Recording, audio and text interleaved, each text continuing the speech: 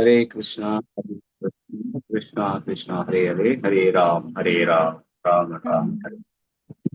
So నిత్యం భాగవత శ్రవణం కార్యక్రమానికి స్వాగతం. ఈరోజు ఒక మంచి ఒక అద్భుతమైన ఒక ఘట్టానికి ఎంటర్ అవుతున్నాం. ఏంటంటే అది ఇప్పుడు బ్రహ్మదేవుడి యొక్క ఆవిర్భావం జరిగింది కదా. బ్రహ్మదేవుడి ఆవిర్భావం జరగడము, బ్రహ్మదేవుడు ప్రార్థనలు చేయడం, భగవంతుడు కూడా చాలా మంచి విషయాలు, అద్భుతమైన విషయాలు చెప్పడము. మరి ఇప్పుడు బ్రహ్మదేవుడి యొక్క కార్యం వచ్చేసి తరువాత సృష్టి జరగాలి కదా. మరి ఆ సృష్టి ఎలా జరిగింది, ఎవరెవరు ఉద్భవించారు, ఆ సృష్టి క్రమం వస్తుంది. అందులో రుద్రుడు కూడా ఉంటారు. శివుడు. ఈ సృష్టి అయిపోయిన తర్వాత నెమ్మదిగా మనం ఇంకొక ఈ చిన్న ఆ, వాటి లీలల్లోకి ప్రవేశిస్తూ ఉంటాం. ఆ లీలలలో ఉదాహరణకి ధ్రువ మహారాజు యొక్క తాతగారు బ్రహ్మదేవుడు కదా. ఇప్పుడు ఈ సృష్టి క్రమంలో ఈ మనువు ఎవరు, ఆ మనువు యొక్క పుత్రులు ఎవరు, అది చెప్తూ చెప్తూ నెమ్మదిగా మనం నెక్స్ట్ లెవెల్ లీలల్లోకి వెళ్తుంటాం అనమాట. సో ఈరోజు తదుపరి సృష్టి సీక్వెన్స్ ఎలా జరిగింది, వేదాలు ఎలా ఉద్భవించాయి, ఈ మానస సృష్టి ఎవరు, ఇలా అవన్నీ కూడా చూద్దాం. ఇది 12వ అధ్యాయం. దాని పేరు వచ్చేసి కుమార ఆదుల సృష్టి. సనత్ కుమారులు మొదలగు వారు అనమాట. సో మనం ఇదంతా కూడా మైత్రేయ విధుర సంభాషణగా తెలుసుకుంటున్నాం. మరి మైత్రేయుడు విదురుడు మామూలు వాళ్ళు కాదు. మైత్రేయుడు వీళ్ళిద్దరు కూడా త్రికాల జ్ఞాని, సమస్తం తెలిసిన వారు. మైత్రేయుడు ఏమంటున్నారు ఇక్కడ, విదురుడికి చెప్తున్నారు భగవంతుడి యొక్క కాల రూప మహిమ గురించి ఇప్పటి వరకు వివరించాము. అదే కదా మనం నిన్న చర్చించింది. భగవంతుడి యొక్క కాలము, భగవంతుడి యొక్క రూపము, కాలము, అహం కాలస్మి, కాలం ఎలా ఉంటుంది మనం చర్చించాం కదా. అది చెప్పాను. మరి వేద గర్భుడు బ్రహ్మదేవుడి యొక్క వేరొక పేరేంటి, వేద గర్భుడు. బ్రహ్మదేవుడి సృష్టి ఎంతో కూడా ఇప్పుడు విను చెప్తాను. ఎలా చేశాడు, ఎలా జరిగిందో ఇప్పుడు చెప్తాను. చెప్తున్నారన్నమాట. బ్రహ్మదేవుడు తొలుతగా 5 సృష్టించారట. తొలుతగా 5 సృష్టించారట. ఈ సృష్టి అనగానే కేవలం మనుషులే కాదు. చాలా జాగ్రత్తగా వినండి. జస్ట్ ఇలా వెళ్ళండి మనుషులందరూ వెళ్ళిపోయి అనలే. ఈ రోజు మనం ఉన్నామనంటే మనల్ని మభ్యపెట్టే విషయాలు, మనల్ని మంచి వైపు తీసుకునే విషయాలు, మనలో ఉన్న కామ క్రోధ మోహ లోభ మద మాత్సర్యాలు, భయము, మృత్యు భయము, ఇలాంటి ఎన్నెన్నో లోపాలు కావచ్చు, పాజిటివ్ ఆస్పెక్ట్స్ కావచ్చు, అవన్నీ కూడా సృష్టిలో భాగమే. అవన్నీ ఇప్పుడు తెలుసుకుంటాం. ఫస్ట్ ఏమి సృష్టించారట అంటే మొట్టమొదటిగా 5 తమస్సులను సృష్టించారు. 5 తమస్సులు. అజ్ఞానము, తమస్సు అంటే ఏంటి, అజ్ఞానం, అంధకారము, చీకటి. 5 తమస్సులు ఏంటో తెలుసా. ఇవన్నీ జీవుడిలో చాలా వరకు ఉంటాయండి. ఇవన్నీ కలియుగంలో అయితే ఇక పక్కా గ్యారంటీ. ఆత్మవంచన ఒకటి, ఆత్మవంచన, మృత్యుభావన 2. ఇవన్నీ ఏంటి, తమస్సులు. భంగపాటు, క్రోధము, నేనే 4. ఇంకోటి భ్రాంతి. ఏంటిది, దేహాత్మ భావం. చూడండి ఇవన్నీ ఏంటివి, ఇవన్నీ 5 కూడా తమస్సులు. ఫస్ట్ ఇది సృష్టించారు. అంటే తమస్సు లేకపోతే మనం ఇలా ఉండలేం. ఈరోజు మనము ఈ భౌతిక ప్రపంచంలో ప్రతి ఒక్కరూ ఒక చిత్ర విచిత్రమైన భావాలతో తిరుగుతున్నారు అనంటే ఈ 5 తమస్సులే, ఈ 5 భాగాలే అజ్ఞానము, తమస్సు సృష్టించారు. ఏంటివి? ఒకసారి మనకు తెలుగే కానీ కొంచెం గ్రాంధికమైన తెలుగు కదా. ఆత్మవంచన అంటే ఏంటి చెప్పండి ఎవరైనా, చూద్దాం. ఏంటి ఆత్మవంచన అంటే? మనల్ని మనం తక్కువ చేసుకోవడం ప్రభుజీ. మనల్ని మనమే మోసం చేసుకోవడం, చంపేసుకోవడం, ఆత్మ వంచన. మామూలుగా వంచన అనేది ఎదుటి వాళ్ళని వంచింపజేస్తామంటాం కదా. ఇది ఎవరినో కాదు, ప్రతి క్షణం ప్రతి ఒక్కడు తన ఆత్మని తనే వంచన చేసుకుంటున్నాడు. భావం, మృత్యు భావన, భయము, ఇది మనకు తెలిసిందే. భంగపాటు,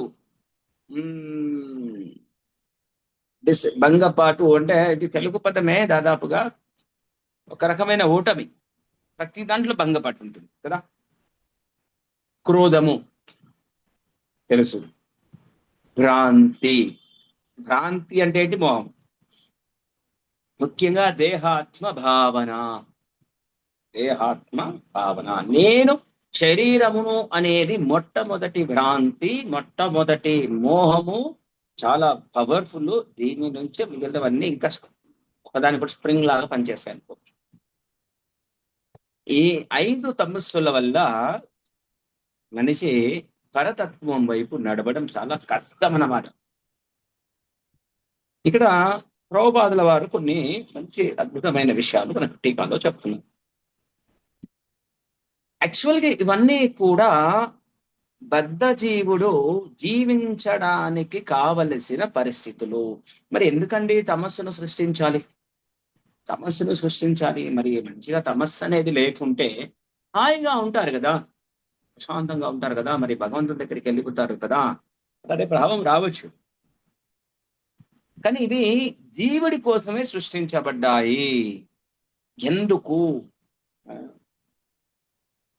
ప్రతి ఒక్క జీవుడికి నిజస్థితి అనేది ఒకటి ఉంది కదా.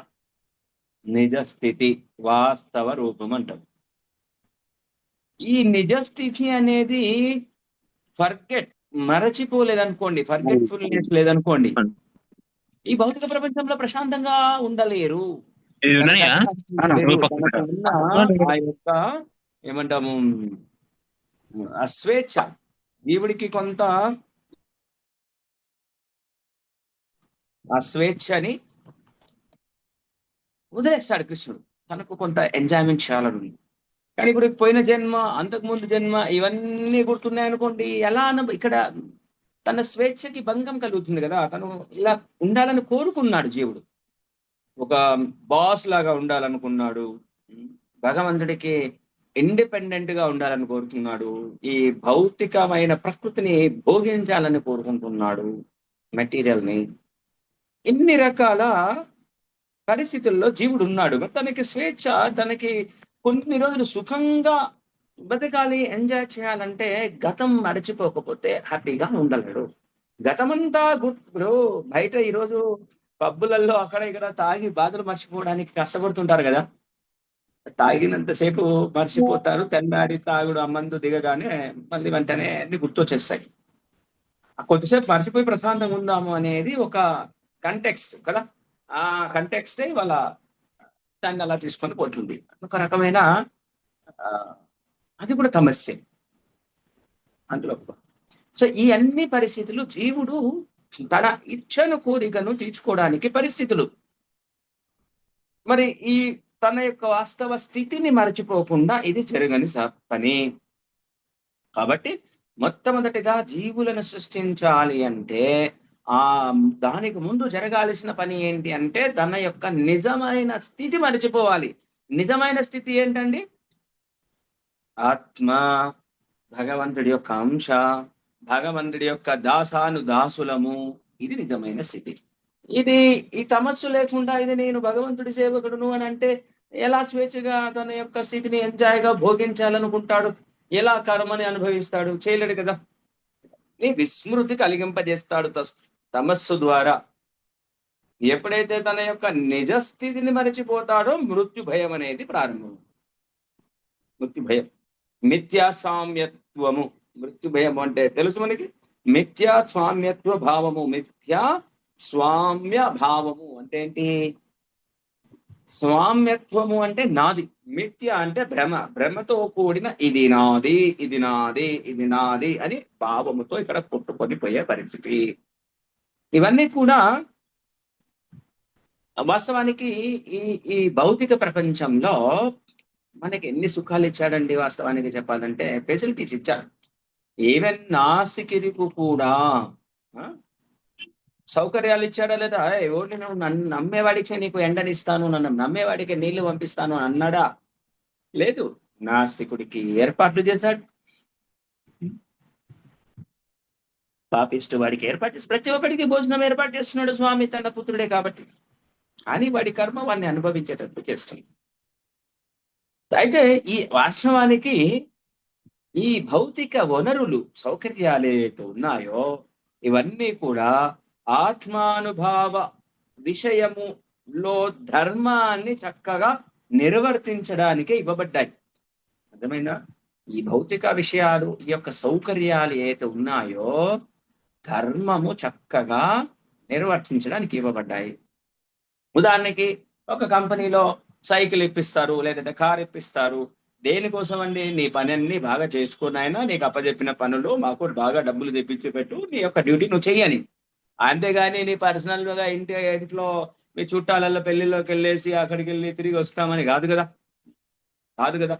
కాబట్టి దాని యొక్క భావము వేరు, చేసేది వేరు. అలాగే భగవంతుడు ఈ యొక్క ఫెసిలిటీస్ ఎందుకు ఇచ్చాడు అంటే ఈ ధర్మము చక్కగా పాటించడానికి.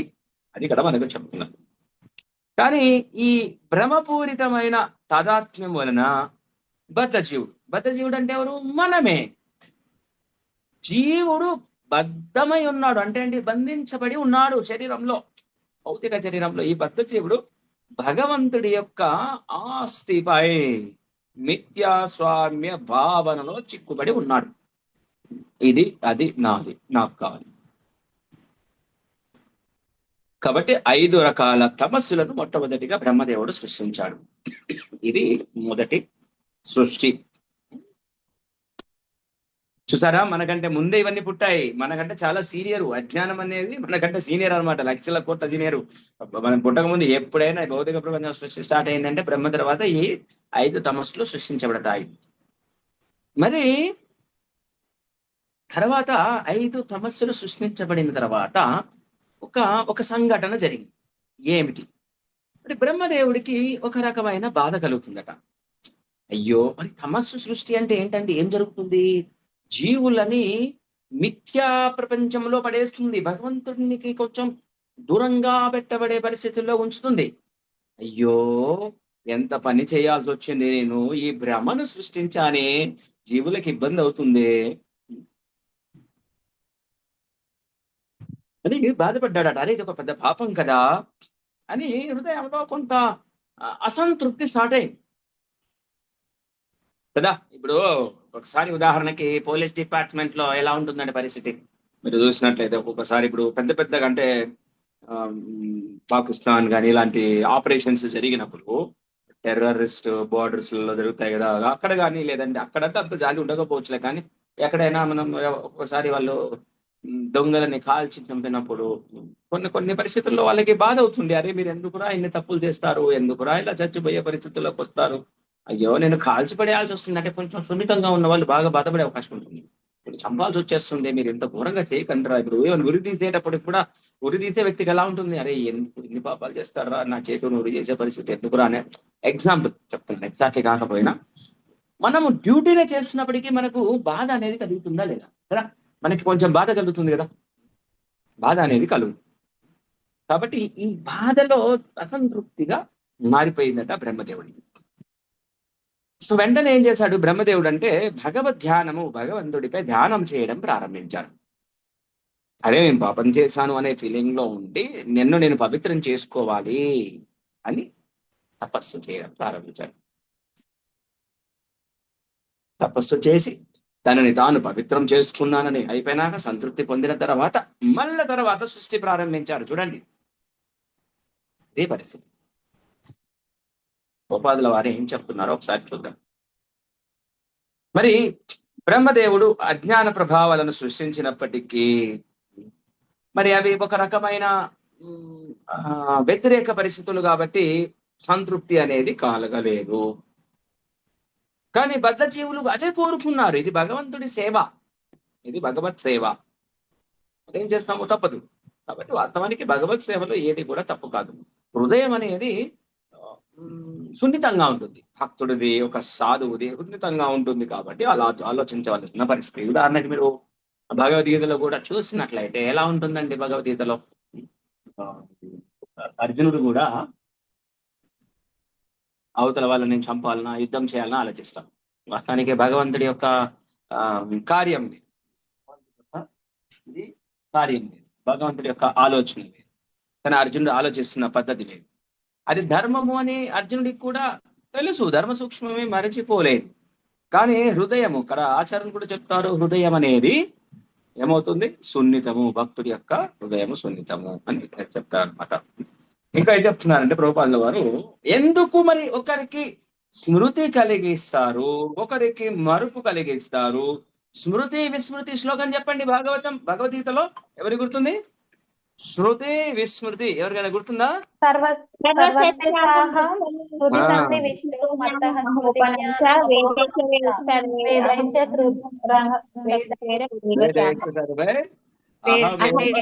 అహమేవ వేద్యో వేదాంత కృద్వేద విధియేవ చాహం.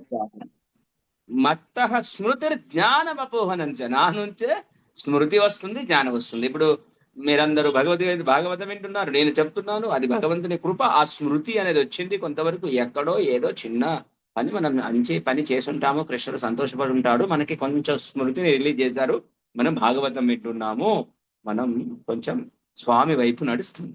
మరి ఎందుకు మరి కొంతమందికి విస్మృతి స్మృతి వస్తుంది? మరి ఎందుకు భగవంతుడు పక్షపాతం చూపిస్తున్నాడా? కొంతమంది అందరికీ వచ్చు కదా, కానీ అది పక్షపాతం కాదు, అది జీవుడు కోరుకుంటున్నాడు. జీవుడికి స్వేచ్ఛ ఉంది పాక్షికముగా. గుర్తుందా ఎవరికైనా? జీవుడికి స్వేచ్ఛ ఉందా లేదా? జీవుడికి స్వేచ్ఛ గురించి ఏమన్నా ఎగ్జాంపుల్ గుర్తుందా? మనం గతంలో మాట్లాడిన స్టార్టింగ్ లో, ఉందా లేదా? జీవుడికి మనకి స్వేచ్ఛ ఉందా లేదా? ప్రభుజీ ఉండే భగవంతుని ఎదిరించి కిందికి వచ్చాం కదా ప్రభుజీ. వచ్చాము. ఇప్పుడు ప్రజెంట్ గా వచ్చినాక ప్రభుజీ ఉంది లేదు? ఉన్నదా? ఉంది. ఫుల్ గా ఉందా? 10% ఉందా? పాక్షికంగా ఉంది అని చెప్పాలి, ఉంది లేదు అని చెప్పాలి, రెండు వస్తాయి. ఒక ఎగ్జాంపుల్ చెప్పుకున్నాం, గుర్తుందా? చెప్తే ఎస్ అంటారు. పాక్షికంగా ఉంటుంది. ఇది బుల్ ఎద్దు అనుకోండి, ఎద్దు బొమ్మ గీయలేదులే కానీ కష్టము, మీరు భయపడతారు. ఓకే, ఇప్పుడు ఈ ఎద్దుకు తాడు కట్టేశాడు. పాక్షికంగా ఉంది అనొచ్చు, లేదనొచ్చు. రైట్, ఉంది లేదు, కట్టేశారు. కొంచెం దూరం తాడున్నంత వరకే వెళ్తుంది. స్వేచ్ఛ ఇంతే ఉంది, పరిమితంగా ఉంది. దీనికి వాస్తవానికి ఉందా అంటే ఉంది అనాలే, లేదు అంటే లేదనాలే. స్వేచ్ఛ లేదు అంటే వాస్తవానికి స్వేచ్ఛ లేదు అని కూడా చెప్పొచ్చు, ఉంది అని చెప్పొచ్చు, రెండో చెప్పొచ్చు. ఒక పరిధి వరకే ఉంది, పరిధి వరకే ఉంది. అంటే పూర్తిగా ఉంది అని చెప్పలేము, పూర్తిగా లేదు అని చెప్పలేము. ఈ ఎత్తు అనేది ఈ తాడు చుట్టూ ఎంత ఉందో ఎంతవరకే తిరగగలదు, అంతే దీని పరిస్థితి. తాడు వచ్చేంత వరకు వెళ్ళగలదు, ఇది దాటలేదు, ఒక ఇంచు కూడా దాటలేదు. మన పరిస్థితి, జీవుడి పరిస్థితి కూడా స్వేచ్ఛ ఉంది అంటే అపరిమితమైన స్వేచ్ఛ కాదు, పరిమితమైన స్వేచ్ఛ ఉంది. మరి ఆ స్వేచ్ఛ అనేది మనము అంటే జీవుడు ఇక్కడ దుర్వినియోగపరుస్తున్నాడు. వాస్తవానికి ఈ రోజు మనం పరిస్థితి చూసినట్లయితే, ఈ రోజు ఎక్కువ శాతం అలాగే ఉంటుంది, కలియుగంలో ఎక్కువగా ఉంటుంది, ఇంకా ముందు ఇంకా ముదిరిపోతుంటుంది. ఈ స్వేచ్ఛను దుర్వినియోగపరుస్తున్నారు. ఆ స్వేచ్ఛ ఉంది కాబట్టి భగవంతుడు ఆ పాక్షికమైన స్వేచ్ఛను కలగజేసుకోడు. ఉదాహరణకి మీరు ఇదే స్వేచ్ఛను మనం ఎగ్జాంపుల్ తీసుకుందాము. ఈడ ఎద్దును కట్టేశారు, ఈ ఎద్దును కట్టేసి కూడా మీరు ఊరికే పోయి ఎద్దు దగ్గర ఇంకా కొంచెం దగ్గర జరుగు, ఇంకా కొంచెం దగ్గర జరుగు, ఇంకా కొంత దూరం ఉంటున్నావేంటి, ఇంకా 2 అడుగులు ముందుకెళ్ళి ఇంత దూరం ఉంటున్నావేంటి అంటావా? పోయి అను కదా, ఆల్రెడీ దానికి 1 మీటర్ తాడు కట్టేసినాము, ఇక అంతే, ఇక అయిపోయింది. ఇంకా ఆ ఎద్దుని పోయి ఇబ్బంది పెడతావా? ఇంకా అంత దూరం వెళ్ళు, ఇంకా ఇంత ఎందుకు తిరుగుతున్నావు, కొంచెం అసుంట ప్లేస్ ఇంత దూరం పోరా అని కదా. ఆల్రెడీ ఎంత స్వేచ్ఛ ఇచ్చాముగా, అంతవరకు మనం ఆ ఎద్దును పట్టించుకోం కదా. ఇది మనం సహజంగా చూసేది. అది కూడా అంతే, భగవంతుడు మనకి కొంత పరిమిత స్వేచ్ఛనిచ్చాడు, ఆ పరిమిత స్వేచ్ఛలో పట్టించుకోడు. ఆ పరిమిత స్వేచ్ఛ దాటింది అంటే ప్రకృతి కానీ స్వామి కానీ ఏదో విధంగా ఎంటర్ అయిపోతాం. కాబట్టి ఇది అక్కడ చెప్పే సమాధానం. ఎందుకు మరి కొంతమందికి స్మృతి విస్మృతి వస్తుందంటే అలా కాదు, అది జీవుడి స్వేచ్ఛ. ఒక స్మృతి వస్తుంది అని అంటే అది భగవంతుడి వైపు ఆ జీవుడు అలా కోరుకున్నాడు. కొంత ఆ యొక్క బాసిజం నుంచి, బాస్ కావాలి అనే కాన్సెప్ట్ నుంచి బయటకు పడి భగవంతుడి వైపు నడవాలి, స్వాతంత్రం అనేది తప్పు అనే భావన నుంచి బయటపడే వాళ్ళకి స్మృతి మొదలు అవుతుంది. ఇది భగవంతుడు మనల్ని ఈ భౌతిక ప్రపంచం అనే బోను నుంచి బయటపడేయాలని ప్రయత్నం చేస్తూనే ఉంటాడు. కానీ జీవుడు మాత్రం నరకంలో పడడానికే ప్రతి అడుగు వేస్తాడు. వినడు. పరమాత్మ రూపేణ చెబుతూ ఉంటాడు, గురువుల రూపేణ పంపిస్తూ ఉంటారు. లోపల చైత్య గురువు, బయట గురువులు వస్తూ ఉంటారు, చెబుతూ ఉంటారు. అడుగడుగున అన్ని ఏర్పాట్లు చేస్తారు. No no no no, sorry no Bhagavad Gita, నాకు టైం లేదండి, నాకు టైం అస్సలు లేదండి అంటాడు. స్వామి చెప్పిస్తున్నారు. మనము ఒకసారి కారులో వెళ్తుంటాడు, ఒక డివోటి వచ్చి, అయ్యా ప్రభు గారు దండమండి, ఒక భగవద్గీత కొనండి, మంచిది, మన జీవితానికి ధన్యము చేస్తుందండి అని అంటే, వద్దండి టైం లేదండి అని ఒకళ్ళు అంటారు. కొంతమంది ఎలా ఉంటారంటే, ఒకసారి మేము హైదరాబాద్ లో అట్లా పుస్తకాలు వాలంటీర్గా అలా డిస్ట్రిబ్యూట్ చేస్తున్నప్పుడు ఒక కార్లో ఇద్దరు ముందుల భార్య భర్తలు కూర్చున్నారు. భార్యాభర్తలు కూర్చుంటే భగవద్గీత ఎంత అండి అంటే అప్పుడు 200 ఉండే. సో 200 అండి అంటే 100కి రాదా, 100 ఇచ్చేసేసి వెళ్ళిపోతూనే ఉన్నారు. దొంగలాగా వెళ్ళిపోతున్నారండి పాపం. నవ్వుకున్నాము, సర్లే కొనిలే అనుకున్నాం. మనం అప్పుడప్పుడు ఫ్రీగానే ఇస్తుంటాము, ఒకసారి డిస్కౌంట్ ఇస్తుంటాము. ఆ స్వభావం చూడండి, సర్లే అట్లనైనా మారిపోతాడు. ఒక విధంగా మంచి పని చేశాడు, ఇంకొక విధంగా కనీసం వాళ్ళ చేతికి చేరింది ఏదో ఒక రోజు మారే అవకాశం ఉంటుంది. భగవద్గీత వచ్చింది ప్రభుజీ.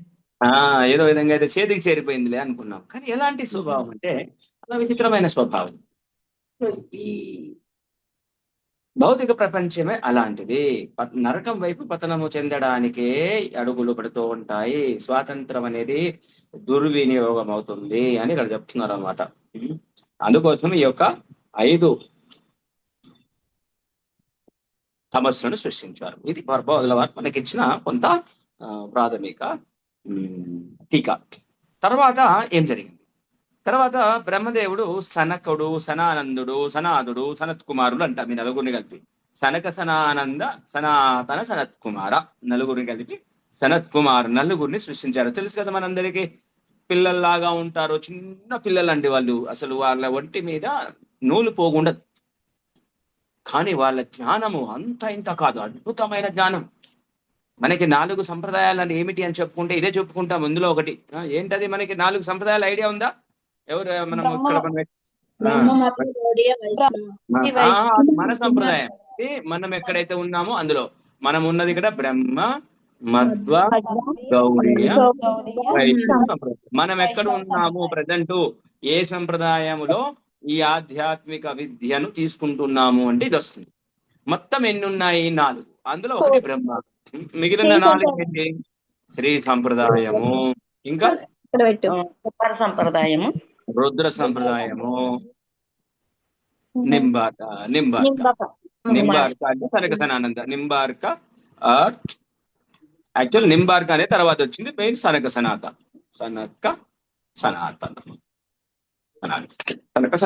ఈ 4 సంప్రదాయాల ద్వారా వచ్చిన జ్ఞానం అనేది నిజంగా వాస్తవానికి అథెంటికేషన్. ఈరోజు మీరు అబ్జర్వ్ చేసిన ఎలాంటి దురదృష్టకరమైన సిచ్యువేషన్ లో ఉన్నాము అని అంటే, ఈరోజు మార్కెట్ లో ఎవరెవరో చెప్పినవన్నీ నమ్మేస్తారు, కానీ ఒరిజినల్ విషయాలు వచ్చినప్పటికీ మర్చిపోతారు. మీరు అబ్జర్వ్ చేశారా? నేను మీ చుట్టుపక్కల ఎంతో మంది ఉంటారు, వాళ్ళు అసలు కృష్ణుని వదిలేస్తారు. అయ్యా కృష్ణుడే దేవాది దేవుడయ్యా, కొంచెం కృష్ణ జపం చేయండి అంటే, లేదండి మాకు మా దేవుడు వేరే ఉన్నాడని ఒకడంటాడు. ఇంకొకటి అంటాడు అసలు దేవుడే లేడంటాడు. దేవుడు లేడని నేను ఎంతో మంది దగ్గర విన్నాను, చదివాను అంటాడు. ఇంకొంతమంది దేవుడు ఉన్నాడన్నాక కూడా రకరకాలే చదివేసి అసలు వైపు పోవడానికి ఇష్టపడరు. ఇది ఒక రకమైన పరిస్థితి, విచిత్రమైన పరిస్థితి. ఇప్పుడు మీరు అబ్జర్వ్ చేస్తే బయట ఎట్లా ఉందంటే, ఇంకా మీరు ఒక హోటల్కి పోయిరు, ఒక మనిషి హోటల్కి పోయాడు, అక్కడ హోటల్లో ఎలా వండాడో వాళ్ళకి అవసరంలే, ఎలా వండాడో పట్టించుకోరు. అసలు వండినోడు స్నానం చేసిండా లేడా పట్టించుకోరు. మీరు అబ్జర్వ్ చేశారా, చూస్తారా, కనుక్కుంటారా? హోటల్లో స్టైల్గా వండేస్తాడు, కానీ ఆ వండిన ఆయన స్నానం చేసిండా లేదా, ఆయన ఏ పరిస్థితిలో ఉన్నాడు, ఎలాంటి మానసిక స్థితిలో ఉన్నాడు, మనం ఏమైనా పట్టించుకుంటామా? మనం అంటే ఎవరైతే ఉన్నారో వాళ్ళు నమ్మేస్తాం. అరే వండేవాళ్ళు అంత మాత్రం బుద్ధిగా నీట్ గా ఉండకుండా ఉండబోతారా, చూడు ఎంత స్టైల్ గా తయారు చేసి పెట్టారో, ఎవరు లాగే చేస్తారా, నమ్మేస్తాం. ఒక బస్ ఎక్కేస్తాం, అరే డ్రైవర్ కి లైసెన్స్ లేకుండా డ్రైవర్ని పెడతారా ఏంటి, డ్రైవర్ని నమ్మేస్తాం. మనం ఒక ఆటో ఎక్కేస్తాం, అరే ఇక్కడ గవర్నమెంట్ పర్మిషన్ ఉంది, ఆటో డ్రైవరు మంచివాడే ఉంటాడు, మనం మోసం చేసేవాడు కాదు అని నమ్మేస్తాం, ప్రశ్నించాము, అనుమానించాము. కానీ అరే భగవద్గీతలు ఇలా చెప్పారు, భగవంతుడు ఇలా చెప్పారని ప్రూఫ్ ఏంటి, నోనో నేను నమ్మను అంటాడు. చూసారా ఎంత తమస్సు, చాలా విచిత్రమైన పరిస్థితి ఇది. దీనినే తమస్సు అంటారు, అజ్ఞానం. కాబట్టి ఇక్కడ అసలు ఇంకొక విషయం ఏంటంటే, ఈ 4 సంప్రదాయాల ద్వారా మన ఆధ్యాత్మిక విద్యను ఈ 4 వైష్ణవ సంప్రదాయాలు క్షితి పావన, మహాభారతంలో చెప్తారనమాట. ఈ భూ ప్రపంచాన్ని పావనం చేయడానికి 4 సంప్రదాయాలు వెలుస్తాయి. ఇప్పుడు స్కూలు అనేది ప్రభుత్వం యొక్క ఆథరైజేషన్ ఉంటేనే ఆ సర్టిఫికేట్ కి, ఆ స్కూల్కి వాల్యూ, స్టడీకి.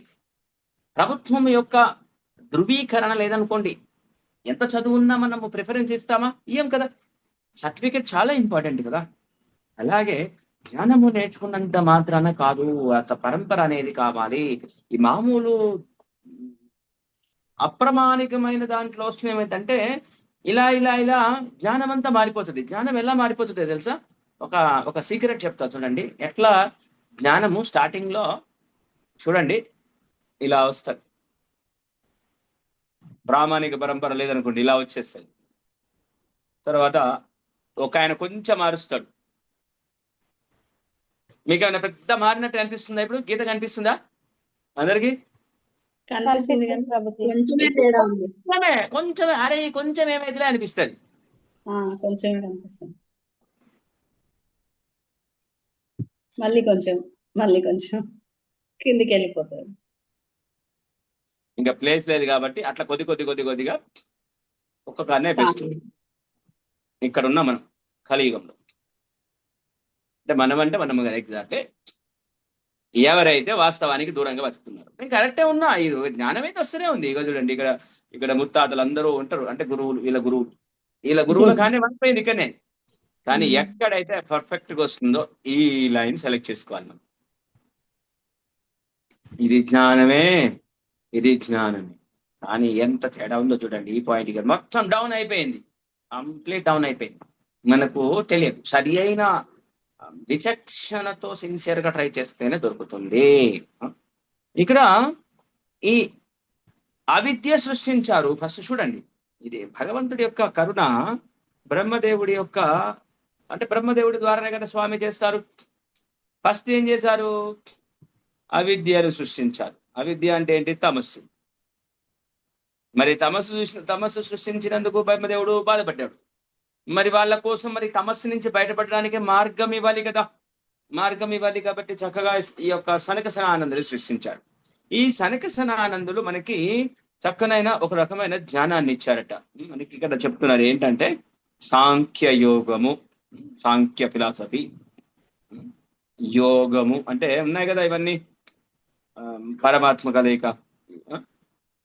తర్వాత ఇవన్నీ విడివిడిగా కూడా ఒకసారి చెప్పే ప్రయత్నం చేస్తాను. వైరాగ్యము, తర్వాత తపస్సు, ఇవి మనకు నేర్పించారు. సాంఖ్య అంటే ఏమిటి? సాంఖ్య అంటే భౌతికమైన పరిస్థితుల యొక్క విశ్లేషణ.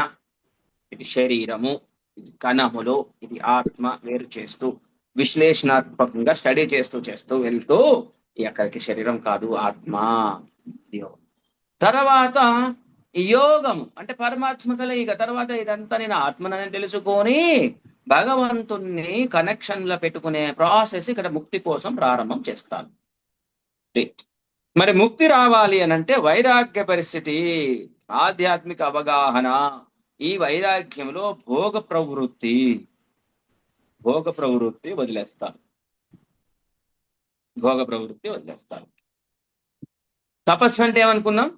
స్వచ్ఛందముగా, వాలంటరీగా సుఖాన్ని త్యజించడం కదా. ఇది మొదటి నుంచి కూడా తెలిసినా కదా. సాంఖ్య, వైరాగ్య, యోగ, తపస్, ఈ 4 కూడా మనకి ఈ యొక్క సనత్ సుమార సంప్రదాయము సనక, సనానంద, సనాతన, సనత్ కుమార్, సనక, ఈ 4 ద్వారా మనకు వచ్చాయి. సనకుడు, సనానందుడు, సనాతనుడు, సనత్ కుమార్, ఈ 4.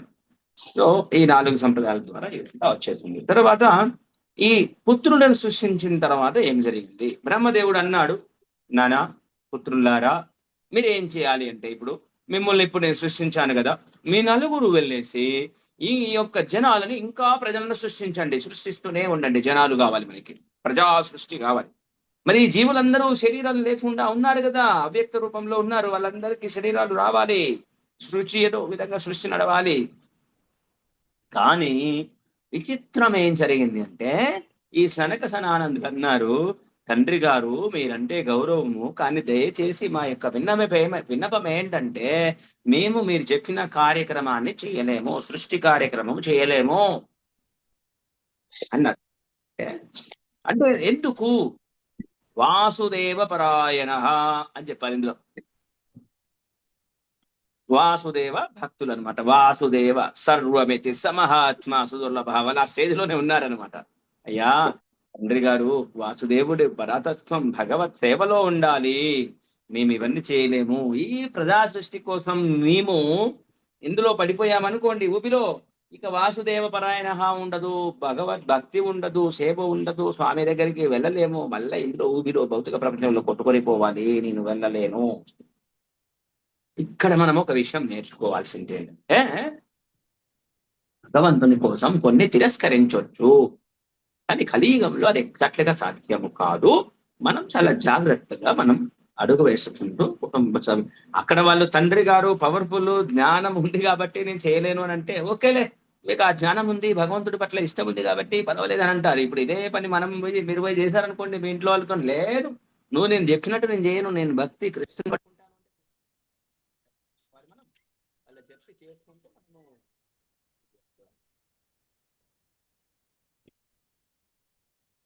సో ఇలా చేస్తారనమాట.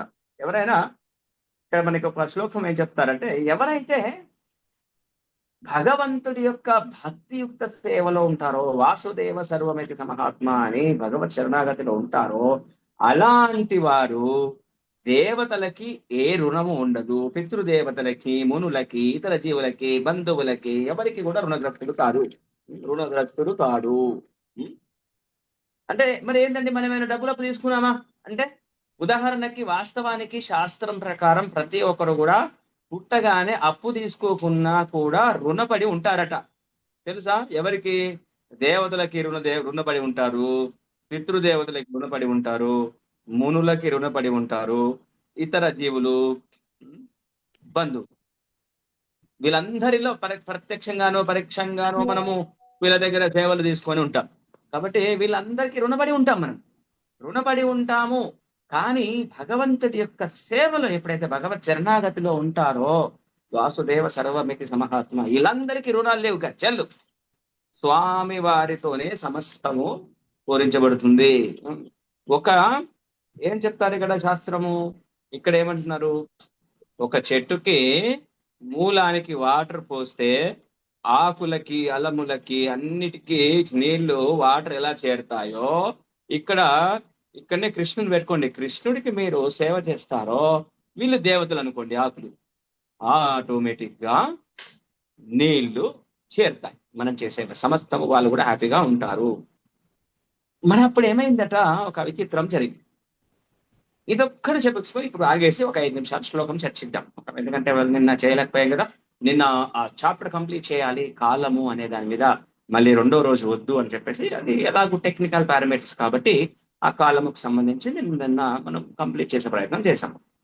వెంటనే బ్రహ్మదేవుడికి కోపం వచ్చేసిందట, క్రోధం.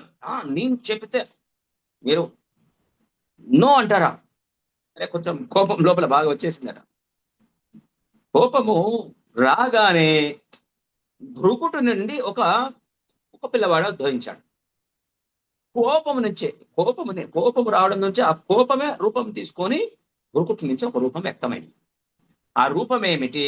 ఆ రూపానికి బ్రహ్మదేవుడు ఏం ఆజ్ఞ ఇచ్చాడు, తర్వాత ఎలాంటి టెన్షన్స్ వచ్చాయి, ఆ టెన్షన్ నుంచి బయటపడడానికి బ్రహ్మదేవుడు మళ్ళీ ఏం చెప్పాడు, అప్పుడు ఆ రూపం ఏం చేసింది, మరి ఆ రూపాన్ని ఎక్కడ ఉండమని చెప్పారు, ఆ రూపము ఎక్కడెక్కడ ఉంటారు, ఆ రూపానికి భార్యలు ఎంతమంది, ఎన్ని రూపాలు, ఎంతమంది భార్యలు, వాళ్ళ యొక్క ఆ రూపం యొక్క తత్వం ఏమిటి, ఎక్కడ వ్యక్తం అవుతుంది, మనలో ఎక్కడెక్కడ కనిపిస్తుంది, మనకు గతంలో ఎక్కడెక్కడ ఉంది, ఇలాంటివన్నీ కూడా మనము తదుపరి క్లాస్ లో మనం చర్చించుకుంటాం.